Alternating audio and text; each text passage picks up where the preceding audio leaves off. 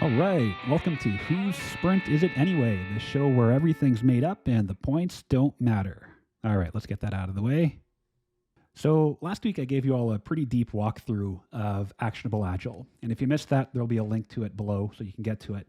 But basically I covered how to use a few different reports in the tool to help you begin to get your arms around using flow metrics with your team. So we covered Monte Carlo forecasting, we covered cumulative flow diagrams, aging work in progress, and the one that I'm going to talk about today, which is the cycle time scatter plot.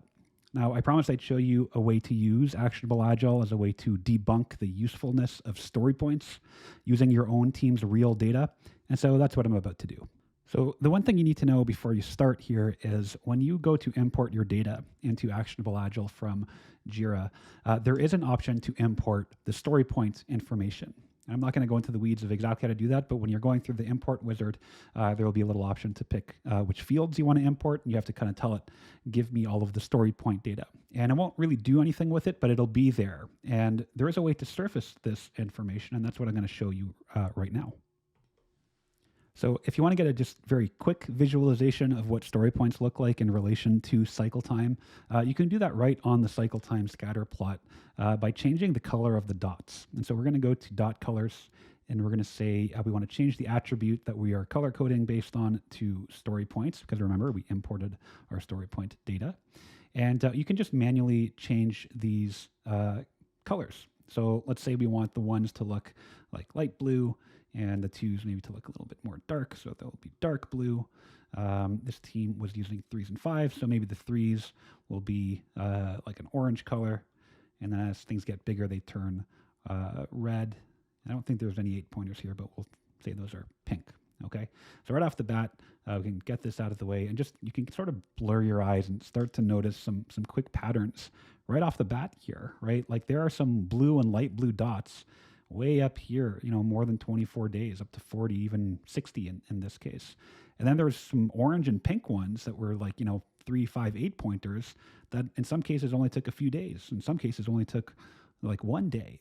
And so right off the bat, you can see just by color coding this stuff that the story point estimates are all over the place when it comes to the cycle time in terms of how long they actually took to complete. So right off the bat, we've kind of proved that, again, everything's made up and the story points don't matter, right? They're not real numbers. They're things that we made up, maybe, well-intentioned, but we made up the numbers, right? They're not actual numbers.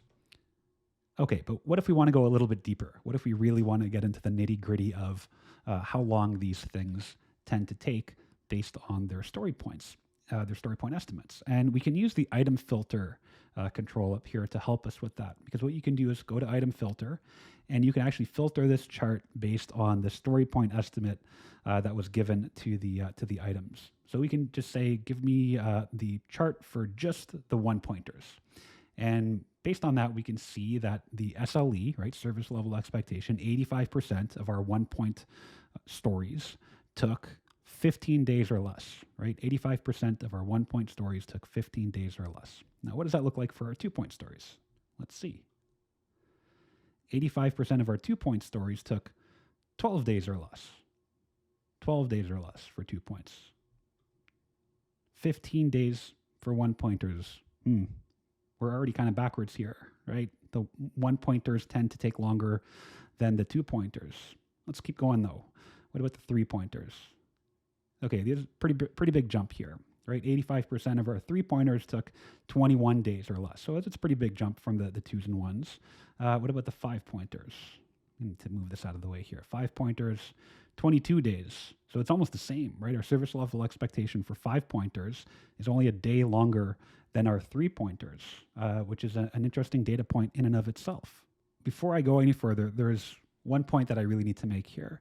This isn't like an estimates versus actuals thing, right? This is not estimates versus actuals, because there is no such thing as actual story points. And that's kind of part of the problem, right? They're not real. They're totally made up. Depending on who you talk to, they're supposed to represent complexity and or risk and or difficulty.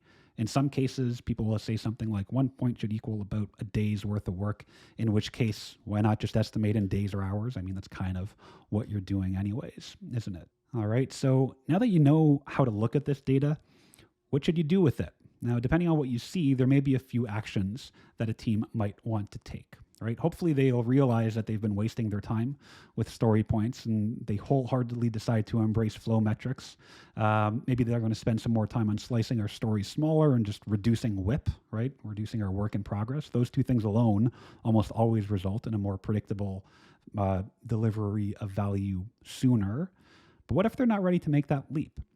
Or what if they're just straight up not allowed to by their company? There are plenty of companies out there that mandate the use of story points, unfortunately. Well, there are some nudges towards better that a team can make, right? And looking at the data for this team in particular, there were some interesting patterns that we noticed, right? The ones tended to take a little bit longer than the twos, which is weird because 2 is twice as big as 1, but the ones were taking longer, but only by a couple of days. They're actually quite similar, right? Despite the estimates being literally double. So the 1s and 2s were pretty similar. And the 3s and 5s were both pretty similar, right? Their service level expectations were 21 days and 22 days, respectively. And collectively, the 3s and 5s did tend to take a lot longer than the 1s and 2s, right? Big jump from the 1s and 2s to the 3s and 5s. And so at the very least, why not reduce the number of options that are available to us when estimating, right? It's either small or it's large, right? Call it a 1 or call it a 5. Just take 2 and 3 out of the equation. And this will cut down on those dreaded arguments where we spend so much time debating whether something is a 1 or a 2, right? Just call it a 1, move on. And once we've been doing that for a little while, let's just make it part of our working agreement that anything that we deem to be large, right, anything that's a 5-pointer, we take a second look, right? So what does that mean? Well, if something is a small or if it's a 1-pointer, we accept that and we move on. But if it looks like a large one, if it looks like a 5, we give it a second look. We spend a little bit more time refining it, right? We look for any ways to slice it a little bit smaller. We can ask ourselves some questions when it comes to slicing, and this is true in general, right? Can we solve this problem for just a smaller subset of our users? Would that be a smaller slice? Is there a less complex solution that would net, 80% of the value? And sometimes the answer to that is going to be no. And again, that's okay, right? That's why we use 85% as our SLE, not 100%. But this can provide us a nudge in the right direction. And then finally, once we get the hang of this slicing thing, we just do that, right? Everything's a 1, and we just rely on flow metrics to understand how we're doing as a delivery team. All right, so in my experience, this has been true for almost every team I've worked with, and that number now is probably in the thousands.